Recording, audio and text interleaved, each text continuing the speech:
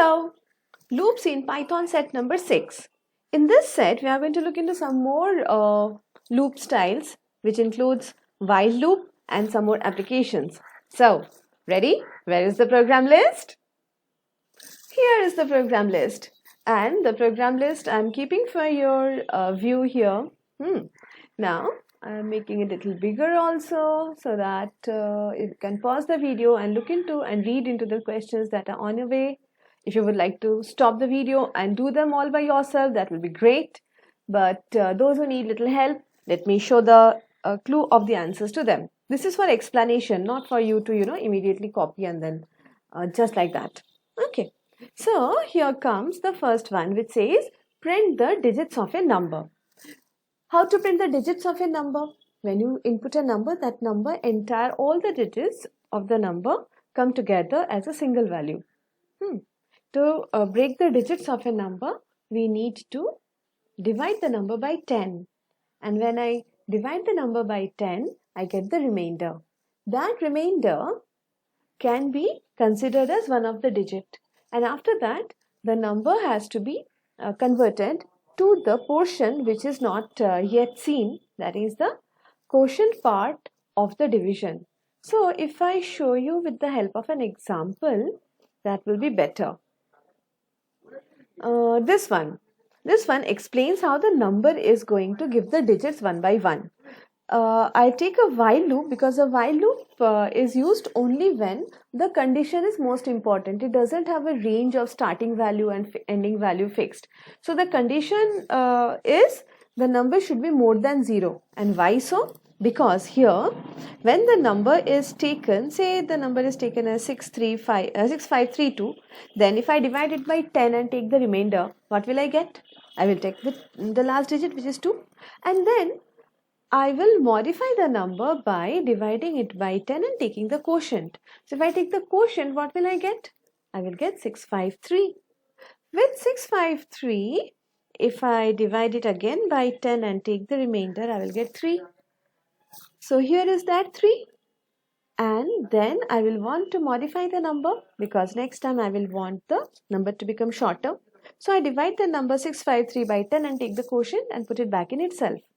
That brings 65 to be the number. When you divide 65 by 10, I get 5 as the remainder, 6 as the quotient. By 6 by 10, I'll get 6 as the remainder and 0 as the quotient, which marks the end of the number. So if you look at it, it's vertically chopping the digits one by one from right side. Okay. Keeping this concept, let me just try to show you the code which I've kept ready for you. Look into the code and see what is happening. I take the input in n.